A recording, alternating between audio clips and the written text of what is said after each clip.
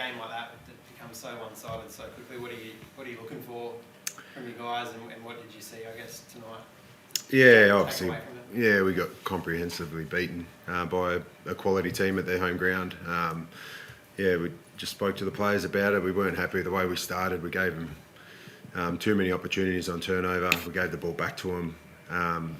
And when we're going through what we're going through, we can lose a bit of spirit really quickly. So for 7 goals to 0 in the first quarter, I just sensed that. So to their credit, I thought in the second half we battled and tore it away. But yeah, that pattern just kept flowing across the game. We gave up over 100 points on turnover.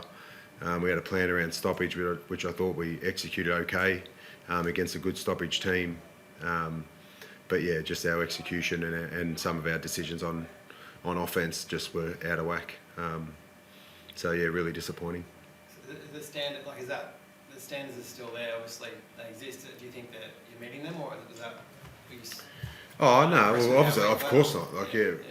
We're never happy with giving up 150 points in a game, irrelevant of the personnel that we've got out. Yeah, some of it, like I said, is decision. Some of it's execution. And then some of it we're just trying too hard. So yeah, we're going through a bit at the moment. We're not happy where we sit. Our last 2 weeks are probably the lowest we're hopefully going to get.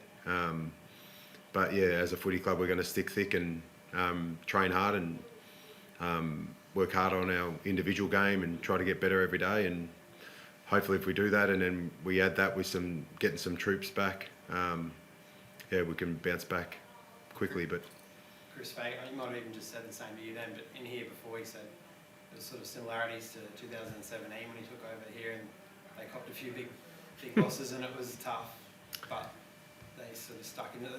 Do you have to just look for those? Yeah.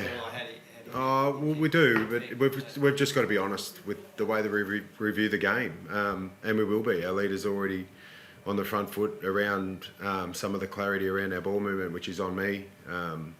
So we'll review that on Monday. But yeah, like I said, we're a proud footy club, and our supporters expect us to be really competitive. And when we're not, yeah, we won't be happy, irrelevant, like I said, of what we're going through and who we've got out of the team. So it's our responsibility to get better. Yeah, it's nice of Fakes to say that. I know a lot of teams do go through this when they have had success, things like that, or they're just starting out and they're rebuilding. But we don't feel like we're at that point. We feel like we can, when we've got everyone available, we can be competitive. So yeah, we'll just keep working on our game. But yeah, that was unacceptable. A lot obviously falls on your leaders, particularly when you're missing so many troops. What do you make of their performance and I guess how they're handling this? Yeah, it's a hard one. Like our captain and Darren Pressey have got Kane McAuliffe, who's in his second game in the midfield, and Thompson Dow's he's played a handful of games, and we had Shea Bolton who went in there today to go and help out, who hasn't trained with the midfield group at all this pre-season. So we're trying different things to get some support in there for our captain and our leaders in there. So yeah, they'll be better for the run, some of our younger players, but yeah, our leaders are obviously really disappointed with the performance we put out there, and so are we as coaches. So as I said, we're a proud footy club, and we'll expect to review the game really honestly, but obviously rectify some of those things and put on a better performance next week. Do you think it was a bit too easy for the Lions to move the ball at some points? It seemed to just pick targets and spaces through the midfield. Is that? Yeah, well, we look at all those things, like they've taken 150 uncontested marks, and a lot of those were late in the quarter and late in the game. Like we had a couple guys off the ground. We obviously played with a smaller forward line, and then we lose McKelty Lafau early in the game as well, so that didn't help. But yeah, when we're trying different things, and we've got a couple, we've got a handful of guys that haven't played 10 games of footy, so our synergy and our team defence is a little bit out of whack.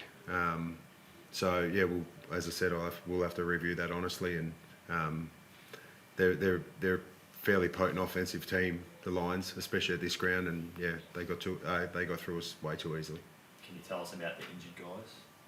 Yeah, so Celts is unfortunately copped a whack to the jaw. We're hoping we're hoping it's not fractured, but yeah, we had to pull him out of the, obviously sub him out just in case it is, and so that we'll have scans on that when we get back. And unfortunately, Ryan Mansell copped a whack to the face, and he's got a big fat lip, but he'll go in concussion protocol. So he had some symptoms around that, so he'll miss next week, which is unfortunate. But yeah, we're copping a couple every week, but hopefully we get some troops back next week. Do you just, the Mansell one in particular, you just sort of, do you ever take a second to just shake your head and think that sort of sums up the luck?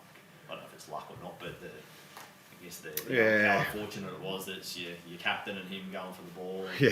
Yeah. Well, that's the game. It's a brutal game, and that's what we're going through right now, and that's where we're at. But in the end, I'm wrapped that both of them are going for the footy, and they're trying to help our team. And Ryan is a terrific teammate. Our players I love playing with him, so he's going to be sorely missed. He's a team first player that does that every week. So. Unfortunately, he'll miss Dreamtime next week, but he'll be back for sure. I guess there'll be, obviously, you've got a massive supporter base. Like, what would you tell them? You've had a couple of hidings in the last couple of weeks. Dreamtimes, we know how big that game is to your footy club. Like, yeah. What's your optimism and your hope for your supporters? Yeah, well, firstly, I want our supporters to know that we're not happy where we sit, and we're not going to rest on our laurels.